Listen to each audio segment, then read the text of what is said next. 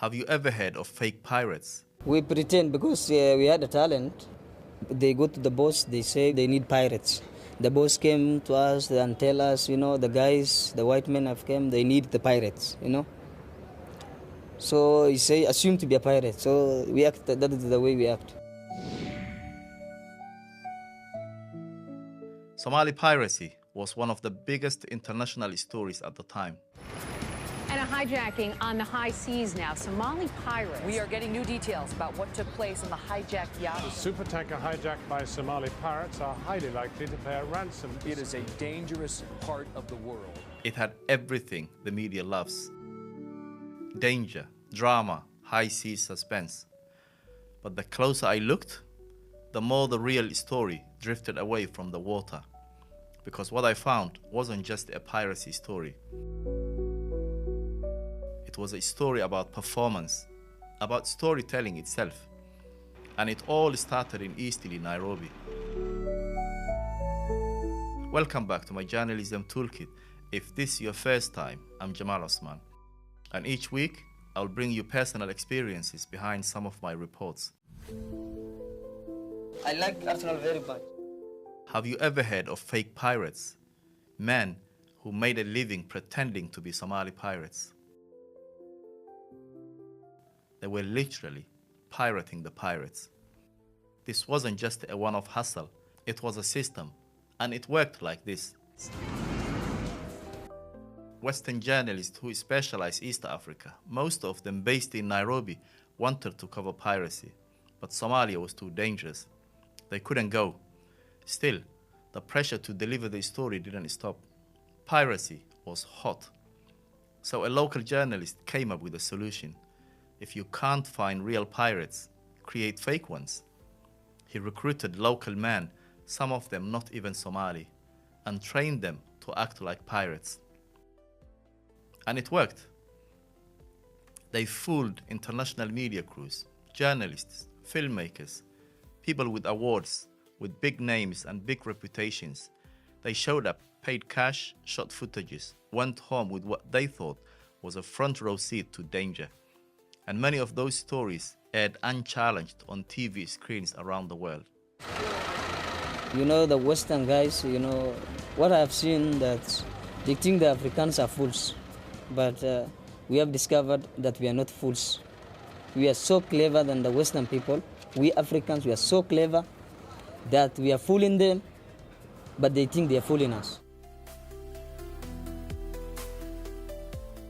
It's not complicated to spot the fake pirate because of the accent, because of the backstories. But for them, they still set up the trick to trick Western journalists. And it was working. Eastleigh, if you have never been, is tough and alive.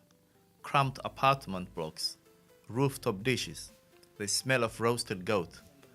That's where I met Adam. He worked at a restaurant. Soft-spoken, alert, funny in that streetwise way. But Adam had another job. He was a pirate, or rather, he played one. We pretend because we had a talent. They go to the boss, they say they need pirates. The boss came to us and tell us, the guys, the white men have come, they need the pirates. So he say, assume to be a pirate. So we act, that is the way we act. The boss he mentioned was the fixer, a shadowy figure who coordinated the entire project. He handled logistics, negotiated rates, and briefed the actors. We never got to speak to him. He stayed out of sight. But Adam talked. Daily fee, $200. Wow, that's a lot of money. 16,000 Kenyan money. Really? Yeah. $200 a day, he told me. 200 in a place where many people don't earn that in a month. I depend on myself. I'm an asset, not liability. Adam knew exactly what he was doing. So, Mr. Bashir, are you a pirate? Then there was Bashir. That wasn't his real name, of course. It was his pirate persona. He was older, more seasoned. But what about the other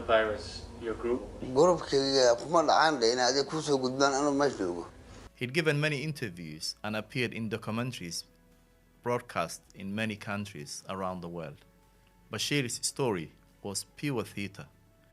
Bashir bared his black, rotted teeth every time he smiled. Bashir was a fisherman. The pirates wanted to hire him because he knew how to swim, a valuable skill he could teach other recruits. But listen to this. لكن بالعباد ما بتي شقكم اللي عليه. بلقي مارك سوماليا ما نركب به.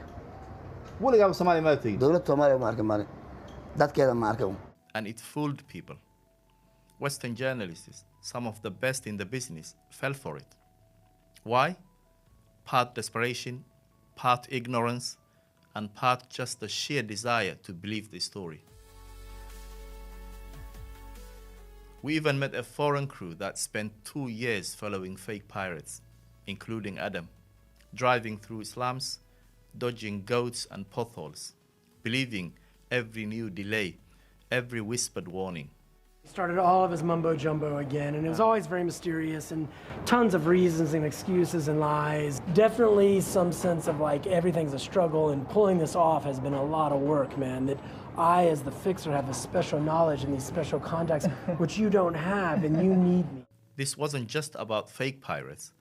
It was about how easily stories get sold when the buyer is already convinced they are true, and maybe, just maybe, wants them to be true. Adam didn't care. He had rent to pay, dreams to chase, and a new film crew lined up. And just as we were wrapping up, his phone rang. Opportunity calling. Was that your next job? Yeah.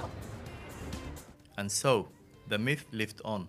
The pirates were still out there, not on the high seas, not with rocket launchers, but in alleyways and cafes in Eastleigh, with cracked phones and sharp tongues. ka soo qaad ninka cadaanka inuu ku yimid oo kala hadda ka soo qaad bal qaabkaad u samaysan uga sheekay abulcabaalnimada qaabkaad uga sheekaysaan ku bal noo samee hadda macnaha kula ah hadii iska sameeyay waa inuu leenab ku amaado horti bacdal sameyn lahay leenab bacdal ku sameyn lahay waa inuu ku yimaado moogta hadda leenab bacdal ku imaan lahay ma akiin haylo kii runtan ka hadlay Soomaa.